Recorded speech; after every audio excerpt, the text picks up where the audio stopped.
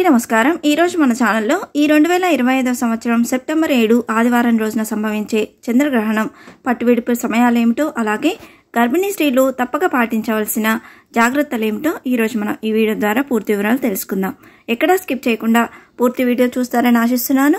అంతకంటే ముందుగా ఇంతవరకు నా ఛానల్ సబ్స్క్రైబ్ చేసుకున్న వాళ్ళు ఉంటే సబ్స్క్రైబ్ బటన్ ప్రెస్ చేసి పక్కనే ఉన్న బెల్ ఐకాన్ ప్రెస్ చేసి ఆల్ అనే ఆప్షన్ ప్రెస్ చేశారంటే నేను ప్రతి వీడియో మీరు నోటిఫికేషన్ ద్వారా మొదటగా చూసేయవచ్చు। ముందుగా వీడియోలోకి వెళ్ళిపోదాం। ఈ 2025వ సంవత్సరంలో సెప్టెంబర్ నెలలో ఏర్పడే ఈ చంద్రగ్రహణం రెండవ మరియు చివరి చంద్రగ్రహణం। రెండవ చివరి చంద్రగ్రహణం భాద్రపద మాసం శుక్లపక్ష పౌర్ణమి తిథి రోజున సెప్టెంబర్ 7, 2025 ఆదివారం రోజున సంభవించనుంది। ఈ రోజు ఏర్పడే ఈ చంద్రగ్రహణం సంపూర్ణ చంద్రగ్రహణం। దీన్ని బ్లడ్ మూన్గా పిలుస్తారు।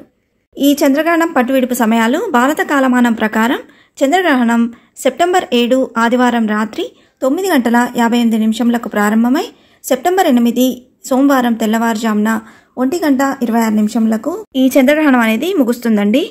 ఈ గ్రహణం మొత్తం కాల వ్యవధి 3:28 ఉందండి। ఈ చంద్రగ్రహణం మన భారతదేశంలో కనిపిస్తుంది। ఈ చంద్రగ్రహణం మన భారతదేశంలో కనిపిస్తుంది కాబట్టి సూతకాలం కూడా వర్తిస్తుంది। ఎన్నో జాగ్రత్తలు పాటిస్తూ 9 నెలలు కాపాడుకొని తల్లి బిడ్డకు జన్మనిస్తుంది। ఇలాంటి సమయంలోనే గ్రహణాలు ఏర్పడినప్పుడు ఎలాంటి జాగ్రత్తలు తీసుకోవాలో ఇప్పుడు తెలుసుకుందాం। జ్యోతిషపరంగా ఆధ్యాత్మికంగా గ్రహణ సమయంలో గర్భిణీలు పూర్తిగా ఇంట్లోనే ఉండాలి। వారు ఉండే గది తలుపులు కిటికీలు మూసివేయాలి। గ్రహణం తర్వాత గర్భిణీ స్త్రీలు తప్పకుండా స్నానం చేయాలని, పదునైన వస్తువులను ఉపయోగించకూడదని, ఆ సమయంలో తినడం తాగడం వంటి ఏమీ చేయకూడదని అంటారు। అంతేకాదు నిద్రపోవద్దని కూడా సూచనలు ఇస్తారు। అయితే ఇవన్నీ మూఢనమ్మకాలని వైజ్ఞానికవేత్తలు కొట్టిపారేస్తారు।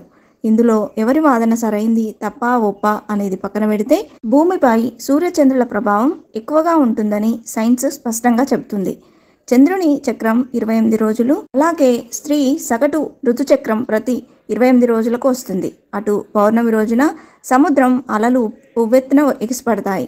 అలాగే మన శరీరం దాదాపు 70% నీటితోనే ఉంటుంది కాబట్టి మన శరీరంలోని నీరు కూడా చంద్రుడి ప్రభావానికి గురవుతుంది। గ్రహణం ఏర్పడినప్పుడు మన ప్రవర్తనతో పాటు రక్త ప్రసరణలోనూ మార్పులు వస్తాయని కొన్ని అధ్యయనాలు వెల్లడించాయి।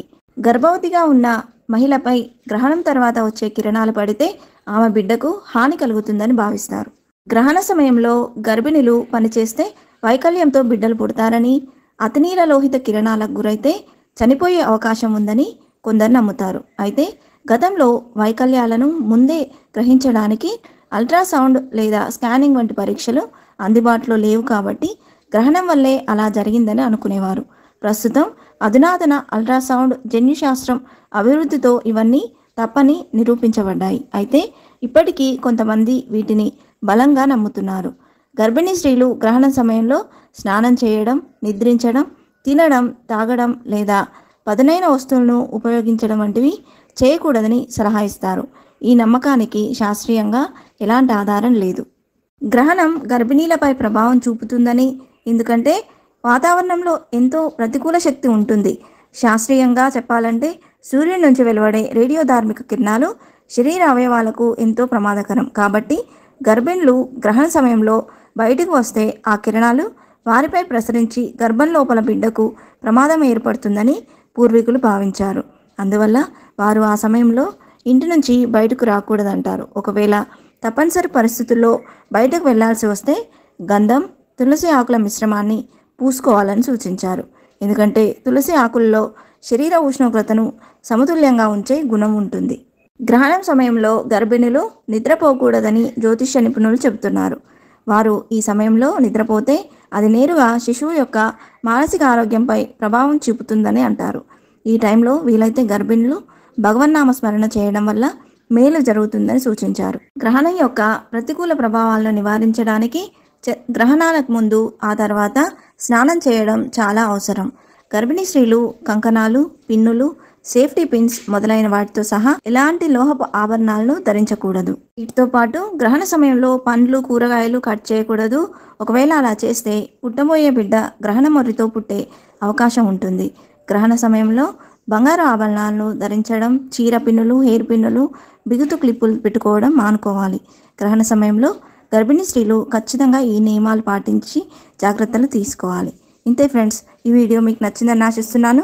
ఇలాంటి ఇంట్రెస్టింగ్ వీడియోస్ కోసం please subscribe my channel and press the bell icon.